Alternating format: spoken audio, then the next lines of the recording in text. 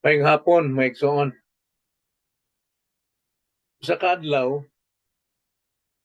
ihangyong ako mga anak nga mananaw ko numi sa TV o kataw-an ng salida. Kay nagpasidaan dito nga, even the fish will laugh. Iko sige, maayo ni kay maayo na mga tawa ta. O niya, sa among pagpananaw o pagpaminaw sa maong salida, nahuman na lamang apan way epekto kanamo. Wa gyud may mga tawa. So nagtinan-away mi sa akong mga anak o dito nag nag nangatawa mi nagsugod og pangatawa po pinang aligid yung pangatawa namo kay ang amo laging pagtuo nga makatawa mi sa salida apan wa gyud epekto sa among pagpaminaw. Adunay mga tawo mga igsuon nga makakita, makatan-aw, makapaminaw sa wali apan pag-abot sa ilang pagpaminaw wala gyud ni epekto kanila. Subo sa ilang pangatawan ang maong preaching sa pulong sa Dios. Unsa may sayo? Ang pulong sa Dios o ang magwawali? Dinhi sa atong pagabasahon na teksto, 1 Thessalonians chapter 1. Kini makapamatuod kanato nga kung ato lamang paminawan o ato lamang sabton kutob sa atong kakayanan nga makasabot. Kining pagpaminaw sa pulong sa Dios sa wali dako ni epekto sa kinabuhi sa tao. So ato kining basahon karon may igsuon 1 Thessalonians chapter 1 ug atong sugdang pagbasa verses 2 ngadto sa 10. Nagaingon mga igsuon. Sa kanunay nagapasalamat kami sa Dios tungod kaninyong tanan. Iniglakip namo kaninyo sa among mga pag-ampo nga sa atubangan sa atong Dios og Amahan kami magahandom sa inyong buhat sa pagtuo og pangabudlay sa gugma og sa pagkamailantuson sa paglawom diha sa atong Ginoong Hesukristo. Kay kami ugod nga igsuong hinigugma sa Dios, nasayod man nga kamo iyang gipili. Kay ang among maayong balita miabot kaninyo dili sa pulong ra, kundili inubanan usab sa gahom ug sa Espiritu Santo og sa dakong pagsalig. Kamo nasayod unsang pagkatawhana kami diha sa inyong taliwana tungod kaninyo. Og kamo nahimo mga mag-aawat kanamo og sa Ginoo kay kamo midawat man sa pulong sa walay sapayan sa dakong mga kasakit diniyugan sa kalipay nga tinuga sa Espiritu Santo. Nga tungod ni ana kamo nahimong sulundan sa tanang mga magtutuo sa Macedonia o sa Akaya. Kay gikan kaninyo ang pulong sa Ginoo mikaylap dili lamang sa Macedonia o sa Akaya ra, kundili ang inyong pagtuo sa Dios nadungog sa tanang dapit nga tungod ni ana wala na kinahanglan nga magsulti pa kami bisan unsa. Kay sila nagani hinuon mao ang naghinugilon kanamo mahitungod sa kamadaugon sa among pag-anha diha kaninyo. O giunsa ninyo sa pagdangop sa Dios gikan sa mga Diyos aron sa pag-alagad sa buhi og tinuod nga Dios. Og sa pagpaabot sa pagpaabot sa iyang anak gikan sa langit nga iyang gibanhaw gikan sa mga patay, si Jesus nga mao ang magaluwas kanato gikan sa kapungot nga umaalabo. Mao kini ang pulong sa Dios ug ako kining giuluhan maigsuon ang epekto sa pulong sa Dios. Magamputan. Gamhanan namong Amahan, salamat sa imong pulong kay tungod kung wala ang imong pulong, wala ko'y mumugna nining tanan, wa ko'y mahimo nining kalibutan. Busa ang imong pulong gamhanan kaayo Lord, kini dunay gahom alang sa pagbuhat nimo sa kalibutan, labi na sa pagbuhat nimo sa kaluwasan sa matag usa ka namo. So busa Lord, among iampo nga ikaw gyud Lord mohatag kanamo og kasibot diha sa pagpaminaw sa imong pulong. Kay tungod ang imong pulong dili angay katawan kun dili angay kining paminawan sabton aron kini makahimo og dakong butang sa among mga kinabuhi. So Lord, tultuli kami sa among pagpaminaw kayo. Makinig among pag-ampo, diha lamang sa ngalan sa Ginoong sa Kristo. Amen. So nakita nato may igsoon nga kining 1 Thessalonians chapter 1 verse 2 to 10.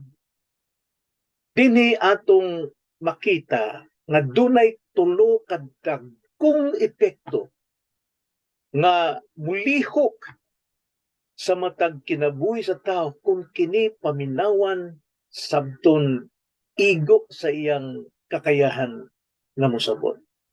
So unsa man ning tulo mga igsoon kadagkong epekto? Primero, makita nato sa bersikulo 2 ngadto sa 5 nga ang pulong sa Dios muepekto sa tao nga makahimog dakong pagsalig.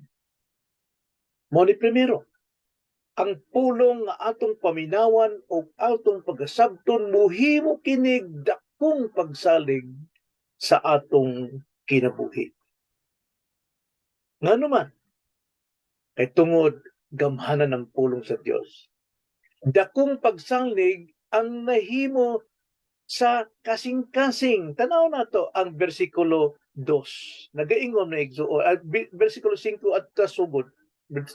Bersikulo 5. Kaya ang among maayong balita miabot kaninyo dili sa pulong ra, kundi inubanan usab sa gahom o sa Espiritu Santo o sa dakong pasalig kamo nasayod unsang pagkatawhan na kami diha sa inyong taliwala tungod kaninyo.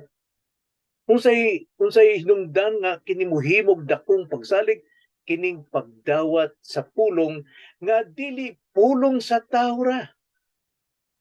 Dili pulong sa tao ra, kundi inubanan kini sa gahom sa Espiritu. Usa man pasabot nato nga ang pulong nga giwali inubanan sa gahom sa Espiritu.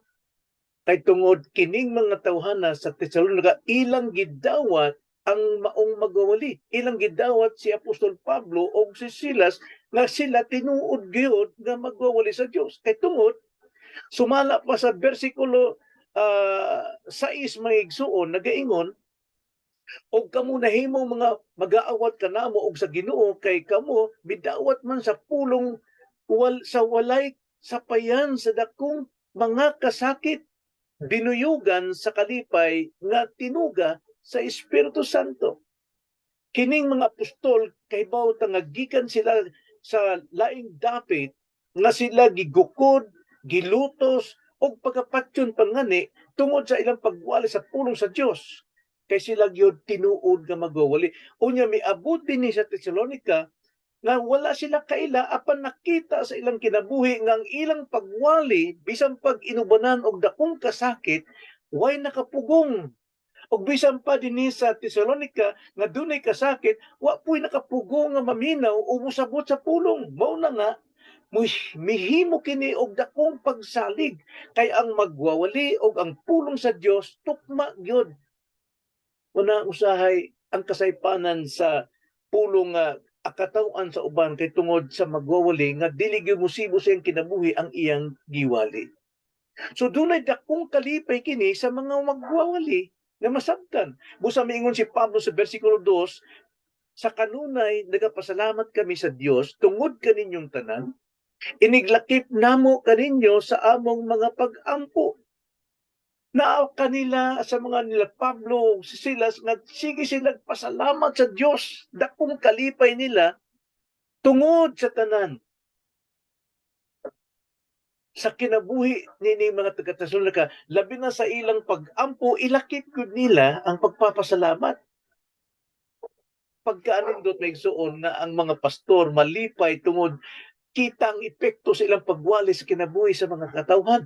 Apan kung ang pastor o magwawali nagbinuang nining kalibutan, makita nato ang uban pod na ang mga problema, ang mga miyembro na ang mga problema, ang mga kasuko, ang mga kayugot, kay tungod way pili ang ilang pastor, ang ilang magwawali. Apan kalipay gyud sa pastor nga makita nga dunay epekto ang iyang wali sa mga nagpaminaw og lami nila kini iampo sa Dios. So dunay dakong paghandom ni sa atubangan sa Dios. Sumala sa bersikulo 3, mingon si Pablo, nga sa atubangan sa atong Dios o Amahan, kami nagahandom sa inyong buhat. Kung sa may gihandom ni Pablo sa ila, tulo ang gihandom ni Pablo sa kadasampo nila. Kung primero, ang ilang buhat sa pagtuo. Kita gyud nga naglihok ang ilang pagtuo. O unsay ila sabtan, o unsay na naana silang kinabuhi, ilang buhaton ngadto sa ubang mga tao. Ang ilang buhat sa pagtuo, ang pagpangabudlay sa gugma, na anang gugma nga bisang pagkinsan nanginahanglan ng mga pobre nga way kaarangan, ilang tabangan, unya ang pagkamenuntusan sa paglaom. Naglaom sila kang Kristo, o sa ilang paglaom nagud ang pag-antos, pag-usab sa kaugalingon, pagpalago, pagpadako sa ilang kaalam, pagpadako sa ilang buhat nga balaan nga kinabuhi, kay tungod buhi ang ilang paglaom ngadto kang Kristo. So kining pulong nga dunay epekto, muhimo kining dakong pagsalig. Unya dunay dakong balita kini alang kanila. Mo nang miingon si Pablo, naay balita na ako isulti kaninyo, pamahimatuod nga kamo mga tinuod nga anak sa Dios, kay nag-ingon sa 4, kay kami ugod nga igsuon hinigugma sa Dios, nasayod man nga kamo iyang gipili. Nakita gyud sa kinabuhi nining mga magtutuo nga buhi ang ilang pagsalig, buhi ang ilang pagtuo, nagyud ang ilang gugma, makita nga sila gyud pinili. Kay mao kini usahay misteryo sa ubang mga Kristohanon, na di pinihig ang Dios. Na ay pinili ang Dios. Kung atong basahon ang Efeso 1:4, nagaingon, diha kaniya sa wala pa matukod ang kalibutan, siya nagpili kanato aron kita mabalaan og dili masalawayon diha sa tubangan sa Dios. Didto pa sa way kinutuban nagsuon, dunay gipili ang Dios, og ang iyang pinili masabtan nato sa dihang pagdawat nila sa pulong nga ilang gipaminawan, ila kining gituuhan, mulihok yun og pagsalig. So makita ang ilang pagkapinili sa ilang mga binuhatan tungod sa ilang pagsalig. Nga maingon din himigsoon, aron sila mabalaan og dili masalawayon diha sa tubangan sa Dios. So pagkadako og kahimuan ang pagpaminaw sa pulong, kung ato kining paminawan sabton, mohimo kinig dakong pagsalig sa atong kasing-kasing sa atong kinabuhi. Ikaduha, dili lang kay mohimong pagsalig, kundi ikaduha ang pulong sa Dios nga moepekto sa mga tao nga makahimog pananglitan, no? Mahimong ehemplo, example, pananglitan na nasa bersikulo 6 ngadto sa 9. Now, hinumdumi sila misalig sa mga magwawali nga sila tinuod nga mga lingkod sa Dios, mga alagad sa Dios, kay tungod gikinabuhi nila ang ilang mga pagwali. So busa kining mga tawhanang nabag-o nga dunay pagsalig, sila misundog sa magwawali o kung sa ilang kinabuhi o ngadto sa Ginoong Kristo. Tan-aw nato ang bersikulo 6. Og kamo nahimong mga mag-aawat, mahimo silang mag-aawat tigpas panundog, no? Kanamo kang Pablo nga way kahadlok nga mosagubang sa tanang mga pagsulay, unya muwali mo testimonyo sa pulong, kay kamo midawat man sa pulong walay sapayan sa dakong mga kasakit. Tiyaw na, wapoy kahadlok kini mga taga-Tesalonika nga musundog sama sa pagsundog nila kang Pablo og sa Ginoo, nga bisan pa sa dakong kasakit wala gyud sapayan ang mga kasakit, aron lamang nga ilang ikasangyaw ang pulong sa Dios sa ubang mga tawo nga way alamag, nga sila naghulat na lamang sa dakong kapildihan sa impyernos kalayo. So busa kini mga tawo na mag-aawat ngadto kang Pablo og labi na sa Ginoo nga nagtugyan sa iyang kinabuhi alang sa mga makasasala. Kay tungod kining buhata dinuyugan sa kalipay nga tinuga sa Espiritu Santo pagkanindot maigsuon. So muhimo nig pananglitan. So busa kay tungod sila mag-aawat mga tukang Pablo, sila bisalig nahimong pananglitan usab sa uban. Tanawang bersikulo 7. Na tungod ni ana kamo nahimong sulundan sa tanang mga magtotoo sa Macedonia o sa Akaya. Mikaylap yun ang ilang pagtuo, buhing pagtuo, ang ilang pagpanginabuhi, nahimong pananglitan, sulundanon sa mga tao, sa mga magtotoo. Nahimong pananglitan. Ngadto sa Macedonia, o dili lang sa Macedonia, versikulo 8, nag-ingon, kay gikan kaninyo ang pulong sa Ginoo mikaylap dili lamang sa Macedonia o sa Akaya ra, kundili ang inyong pagtuo sa Dios na dungog sa tanang dapit nga tungod ni ana wala na kinahanglan nga magasulti pa kami bisan unsa. Si Pablo di na mo testimonyo bahin sa taga-Tesalonica ug unsa sila pagsulod dito sa pagwali unsa pagdawat kay tungod ang ilang kinabuhi dala ang pulong sa Ginoo mikaylap didto di lamang sa Macedonia kundi sa tanang dapit. Nadungog yung kini. Ang inyong tinuod na pagtuo maigsuon, madungog yun. Labi na sa imong pamilya. Kita gyud kayo. Labi na sa imong mga igsuon. Labi na sa imong mga barkada kung midawat yung ka sa pulong sa Diyos, naag yun ang pagsalig, mahimo kang pananglitan nila. Mahimo kang suga sa ilang kinabuhi, naas kang ngitngit. Busa, tungod ni ana, wala na kinahanglan nga magsulti pa si Pablo ang magwawalibahin kanila, kay tungod ang ilang kinabuhi, usa na ka testimonyo. Ug dili lang na. Sila nga misalig sa pulong sa Diyos, mikuyanap nga mga pananglitan. Versikulo 9, kay sila nagani noon mao ang naghinugilon, tanawa, og unsay pag-awat nining mga taga-Tesalonica ngadto sa mga apostol o sa Ginoo, og sila usab nahimong pananglitan, mao po'y gibuhat sa taga-Tesalonica nga sila noon mao ang naghinugilon. Ano? May tungod sa kamadaugon sa among pag-anha. Maingon tong mga tao nidto sa Macedonia, Akaya ug sa lain dapit, Pablo, pagkanindot ng inyong pagngadto sa Tesalonica, kay sila mismo nagpamatuod na ang inyong pagngadto wala gyud kapakyasan, wala gyud mapakyas.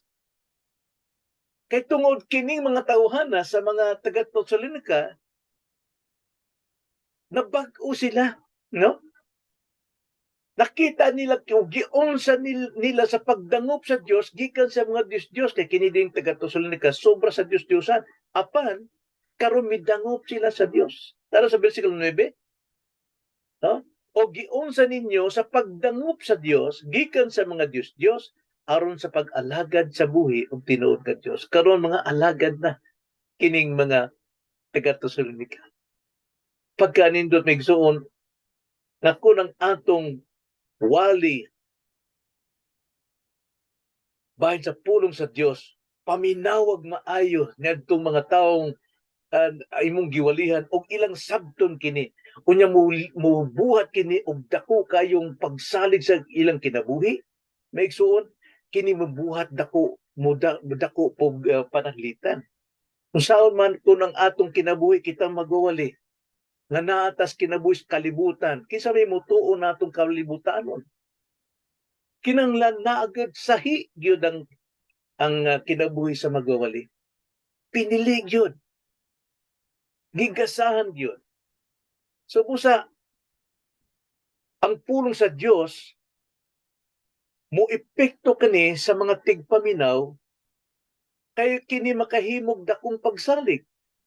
Makahimo nig pananglitan og ikatulo ang pulong sa Dios mo epekto sa mga tao nga makahimog paglaom. Dakog yung paglaom.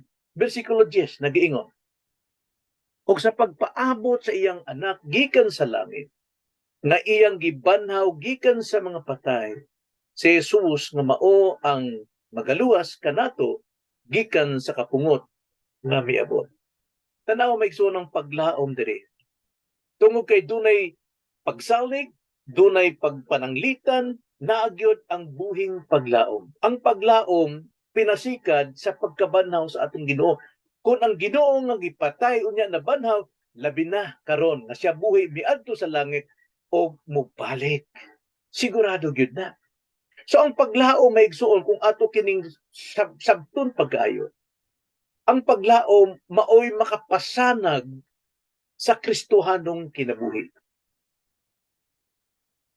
Kining paglaom minggamot ni sa buhi nga pagsalig nato. Busa dunay kalipay sa pagbag-o sa matag adlaw sa atong kinabuhi, sa pag-usab sa atong mga kinaiya, kay tungod kita nagpaabot sa usa ka paglaom nga moabot gayon. Atong basahon ng mga laing mga bersikulo ni Pablo sa 2 Corinto 4:2 nagaingon, o gisalikway namo ang mga paagi nga makauulaw o sinuetik, nagdumili kami sa pagbuhat sa lipat-lipat o sa pagsambog sa pulong sa Dios.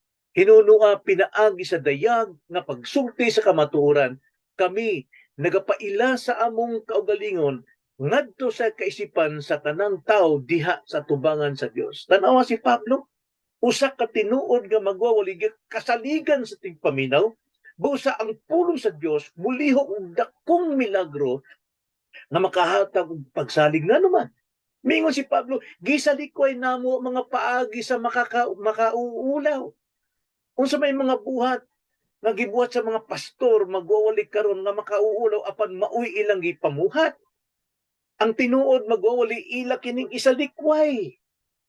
Kanang sinuwetik nga pamaagi og sila nagdumili sa pagbuhat sa paglipat-lipat. Kaning pagbuhat og lipat-lipat kanang tawhana bakakong kay wa say tinuod nga isulti. Lipat-lipat pirmi ang iyang mga sultihan o lihok. Unya naapay pagsambog sa pulong sa Dios aron makakwarta, aron hatagan, aron padalanginan kuno. Kinahanglan gyud ka na isalikway ang tanan. Busa ang paglaom maigsuon, maoy mo pasanag sa Kristohanong kinabuhi. Paglaom asa? Pag-abot sa atong Ginoong Hesukristo. Mao ni usa ka timaan sa tinuod kaluwasan nga daay dakong paglaom.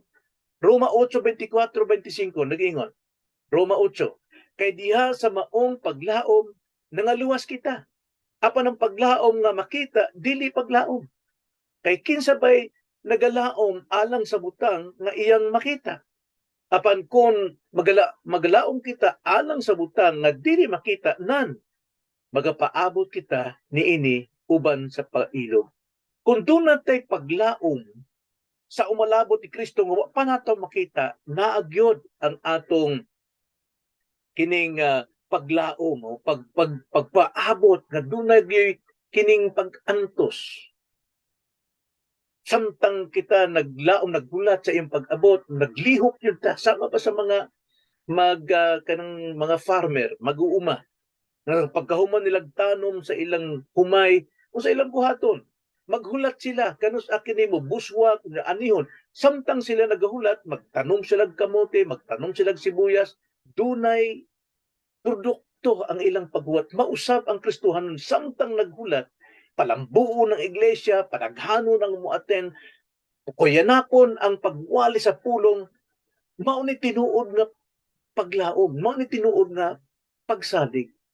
Pagbalik ni Jesus, pinasikad sa iyang pagkabanhaw. Kay siya namatay alang sa atong mga sala, og iyat kitang giluwas gikan sa kaligot-got sa Dios. Ug kita nagalaong nga siya mobalik aron sa paghiusa kanato. Sumala sa pangako o promise ni Jesus Christ sa John 14:3.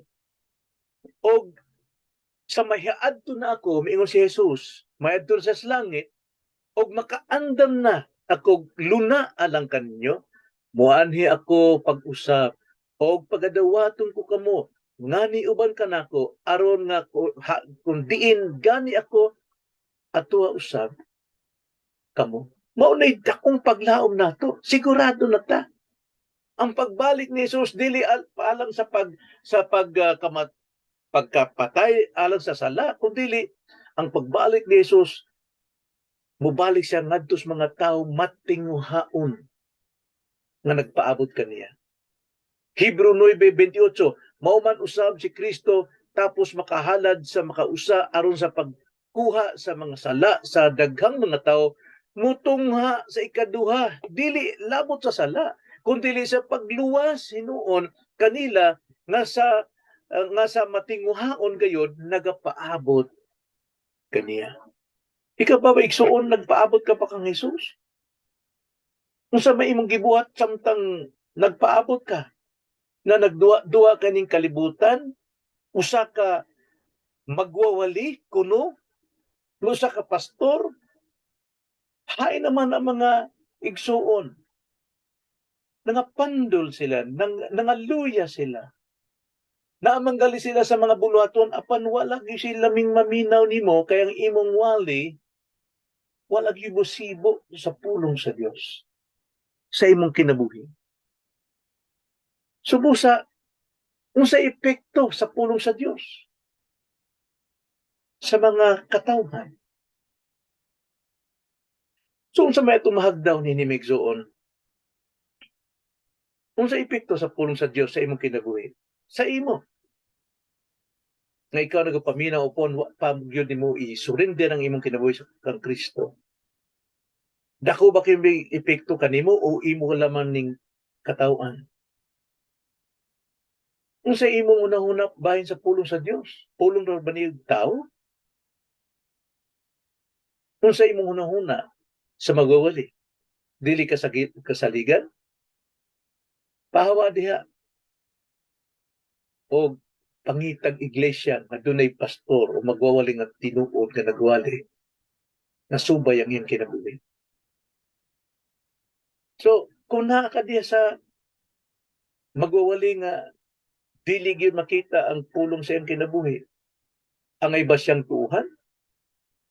Angay ba siyang sundugon?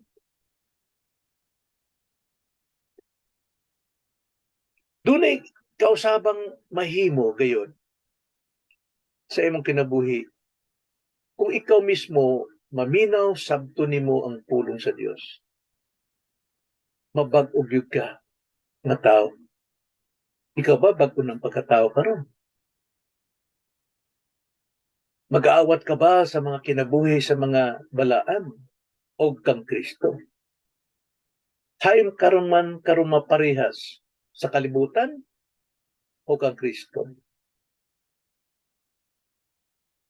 Pagsalig ba nimo dunay dakong paglaom?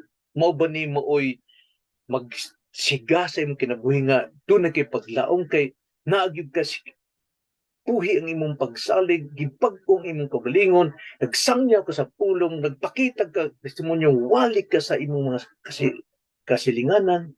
Doon na ba'y kalipay ang pagpanginabuhi Kristohano?